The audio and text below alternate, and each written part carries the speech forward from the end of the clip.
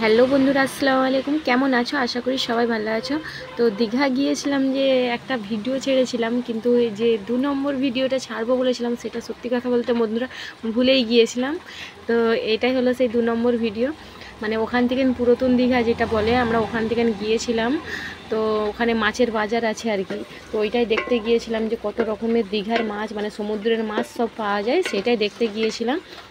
তো মানে প্রথমের যে ভিডিওটা ছাড়া হয়েছিল অনেক দিন হয়ে গেল, তো তার জন্য সরি বন্ধুরা।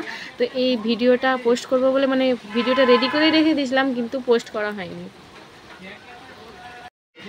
তো আবার ভাবলাম যে ভিডিওটা রয়েছে যখন পোস্ট করেই দিই।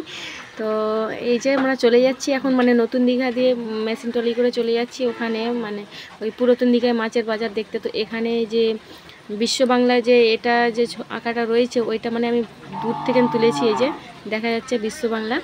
তো মাছের বাজারে চলে আসছি। তো কত রকমের মাছ দেখো বন্ধুরা এখানে আছে, যে অনেক মাছের নাম আমরা নিজেরাই জানি না। তো সামুদ্রিক মাছ এখানে সব রকম তুলেছিলাম, যে তোমাদেরকে শেয়ার করব বলে। আমিও দেখেছি, তো আমার বন্ধুরাও দেখবে, হয়তো তোমরা দেখেছো, তবুও আমি ভাবলাম যে শেয়ার করব তোমাদের সঙ্গে এটা। তো তুলেছিলাম, তো তখন পোস্ট করা হয়নি, তো তাই এখনই ভিডিওটা পোস্ট করে দেবো।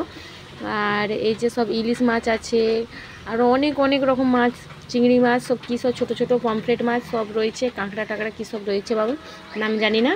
তো দেখো বড় বড় ইলিশ। তো আমরা দাম জিজ্ঞাসা করলাম, বললো 1400 টাকা করে। আর একটা বললো 900 টাকা না 950 বললো, এরকম দাম বলেছিল, ভুলে গেছিলাম। আর তো এখানে মাছের বাজারও যেমন মাছও আছে। তো বন্ধুরা এখানে সব রকম মাছই দেখানো হয়ে গেছে, আমি নিজেই জানি না কত রকমের কী সব নাম। তো এখানে আছে শুকটি মাছ, মানে কি শুকা মাছ যেটা বলে। তো ওই মাছকেই সব, এখানে অনেক রকমের শুকা মাছ আছে দেখো, অনেক রকমের। তো ওই সাইড থেকে এই যে শাঁখা, যারা শাঁখা পলা পড়ে যে বানানো হয়েছে, শঙ্খ সব রকম আছে, বাচ্চাদের টুপি আছে, খুব সুন্দর সুন্দর টুপিও রয়েছে এখানে। আর এই সাইডে অনেক দূরের দিকে এখনও যেতে গেলে ভালো ঢেউ দেখা যেত, সেখানে ছোট বাচ্চা নিয়ে গেছিলাম, তো আমি যেতে পারছি না বন্ধুরা। সব ঘোড়া দাঁড়িয়ে রয়েছে এখানে। আর এই যে মাছের বাজার। তো বন্ধুরা মাছের স্পেশাল হচ্ছে এইটা, মাছের বাজার। দীঘা না গেলে, এই মাছ ভাজা না খেলে দীঘা যাওয়ার কোনো দামই নাই। তো বন্ধুরা মাছ ভাজাই হচ্ছে সুপার। দীঘাতে গেলে মাছ ভাজা অবশ্যই খেয়ে আসবে বন্ধুরা। এই যে খুব সুন্দর সুপার একটা জিনিস। তো মাছ ভাজাটাই খেয়ে সব ট্রাই করা হচ্ছে, বলছে হ্যাঁ খুব সুন্দর, বড়বাবু বলছে। তো সবাই মিলে মাছ ভাজাটাই খেয়ে নিলাম।